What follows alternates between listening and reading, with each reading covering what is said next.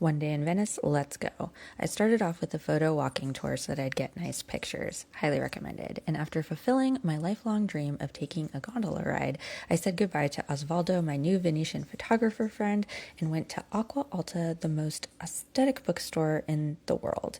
And there I got a lot of goodies, including the Hot Priest calendar for a friend, as well as some journals to take back to the States.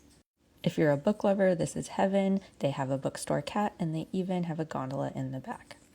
I went back to St. Mark's Square and had a nice little brunch at Cafe Florian, the oldest coffee shop in Venice. I got their Discovery set of perfumes, and not a gimmick, highly recommend, especially the coffee scent. Next, I went to some nearby perfume shops. The Merchant of Venice has exquisite bottles modeled off of Venetian glass from Murano. I like their perfumes, but not enough to buy. But what I really liked was the next stop that I went to, which was called Muschieri.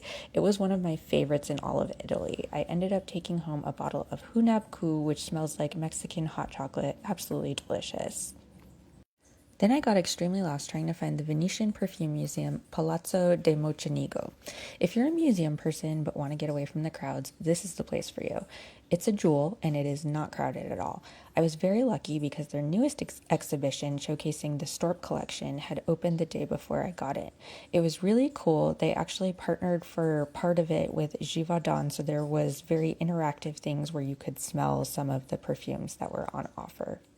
I found out about this exhibition because the people at the International Perfume Bottles Association had heard about it and worked on it, so they let me know that it was happening, and I am so glad that I got to experience this firsthand.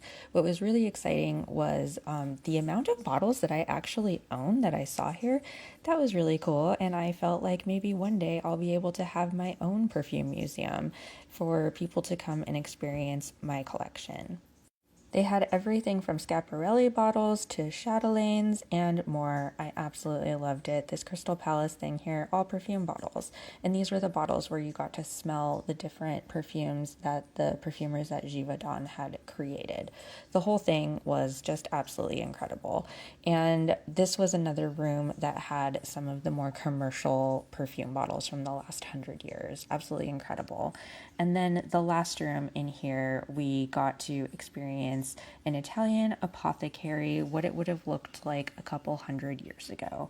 Very interesting to see all of the different materials, and the perfumer's organ. Loved it.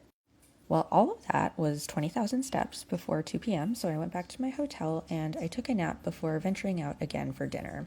And I took myself out on a date to the prettiest restaurant ever, where I watched gondolas go by and everyone stared at me because you're right there on the canal. But I loved it. I deserved it. I was very happy to be there. And then the next day, I got to enjoy the Venetian sunrise on a private boat to the airport, but Perfume was not yet done because Dolce & Gabbana had a store at the airport.